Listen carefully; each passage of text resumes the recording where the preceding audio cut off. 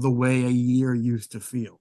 No, like this year really, really went quick. It really, it really did, but that's the thing, man. We all get older, we all get wiser, and we all just, we all go with the times. And I got to say this because it is Christmas and because we've had this discussion, but I love it every time because I think of you. Fucking our schools never goddamn closed for snow days or nothing. And the fact that your mom almost got into an accident, much like my mom did, and I almost fell going into the school, but I caught myself. Like that, our school district never ever closed, hardly ever, due to friggin' snow. Nothing. They friggin' nothing. We have to walk into like a foot of snow. Nothing. Nothing. I'm sorry, Mr. Jackson. And for real. But nothing. Like my Clarkin, like we would like be like watching the news like in the morning, Yep. and literally every other school in the area would be closed. Yep. But not us. Oh no, not at all. Not us. Though we would be waiting. Well, you'd go back in, again back in the day. You had to actually watch the news or listen to the radio to get the school closings, or maybe they gave you a call. But usually you'd be on like the radio or on the news, and you just like the bottom ticker would have all the school closings, and they'd be in alphabetical order, and then you'd wait, and then you'd wait for D, and then E, and then EA would come up, and it would be like EAG, and then get to the East. They'll get to East, and then you'd be like, East, Hampton, East, all the East towns, and then it would cycle right by East Islip like it was nothing, and it'd be like, motherfucker, we have to fucking go to school in this shit. This is some fucking horseshit. That's what they would do. It would either say open, or if they wouldn't say nothing, because it's like, okay, yeah, we're gonna have to go to school, which fucking pissed me off. And or they even do the delays? Like, do they even do delays like maybe like an hour delay or 2 hour delay, or was it mostly just open? I remember there may be a couple of delays. I don't remember a whole lot though. Nah, yeah, I just remember they were very stingy with any type of snow time. They were extremely stingy. They never wanted. Like, they never to the point, and like Mike Larkin was saying, to the point where it was putting lives in danger. Yep. Like me and my mom nearly died twice, skidding on black ice, nearly crashing the car into, a ditch or a tree or someone's house. Like, people's lives were at stake, and that administration that was in charge didn't really seem to care.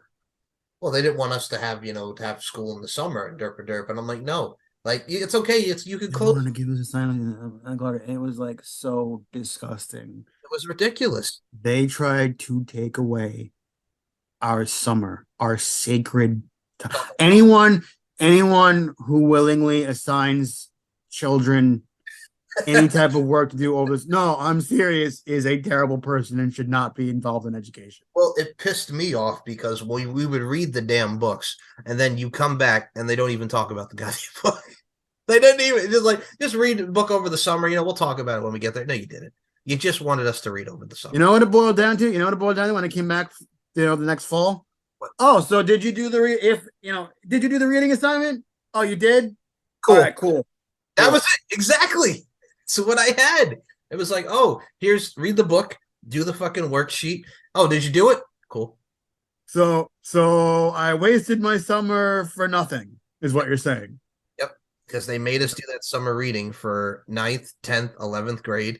And yeah, it was bad. Oh, did I have to do it for those grades too? I don't even remember. I remember being very, very upset. Well, yeah. I remember being very, very upset.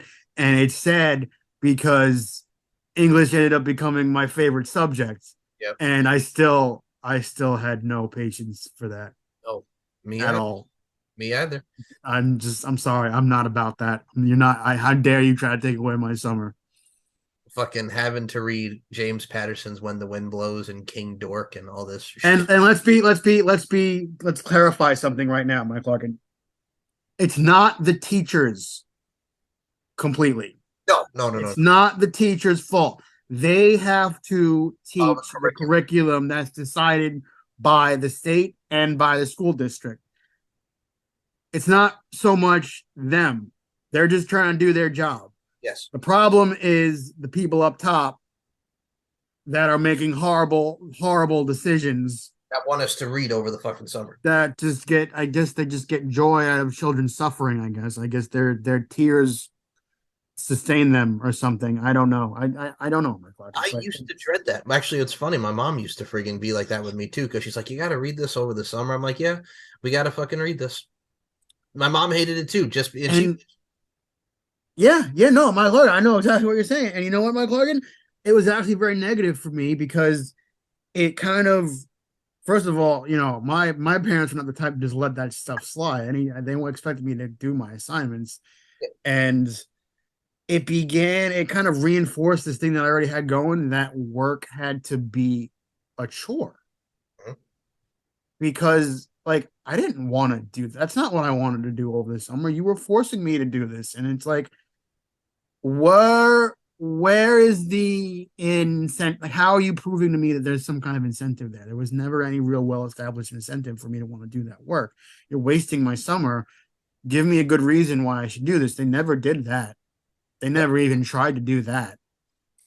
You're right. It took me, and that was kind of how I got, reinforced into the mindset I already had, was that, oh, if it's work, then it's a chore and it can't be fun, and education should always be painful. And I thought that way for many years until 11th grade. And then, I finally found a teacher that began to change all that and change my perspective. And I am so much better for it. Absolutely. We all have teachers like that. I had a lot of teachers like that. Probably for me, I have to probably say once I got to like eighth grade, ninth grade. Well, first of all, I'll say this. I love my Italian teacher. That was one of my favorite classes because I love me my Italian teacher. And I'm going to say this, Miss Gary, I love you to death. You know what I'm saying? Voluptuosity factor. Oh, are we giving shout outs on the air now, Mike Larkin? Strength and dominance, baby. But yeah, no, that's the that's the whole shebang. Watch me do my thing. Watch me do my thing. But that's the whole thing. But no, we did. That was the problem. Mike Larkin, I can't do shout outs because there's too many of them to do. If I do one, I got to do like all five of of them. Yeah, and I just, but you know, I know you're talking about. you know who the most special one is, and I know, and I think she knows too. It's all love. It's all love on this pod. It is all love. It is all love, and I'll just say that I was very lucky in many ways, Mike Larkin. It's all the love for. Well, no, you're true, right? I mean, we all have our special teachers that we enjoy and that we love. That we really enjoy. Miss Carpenito. No, not like that, Mike Larkin. No. Miss Carpenito and her friggin' flower tattoo that I love so much. I'm not talking about that though, Mike Larkin. I'm not talking about the teachers I'm just doing this just to annoy you. So it's just one of the. I just also want to do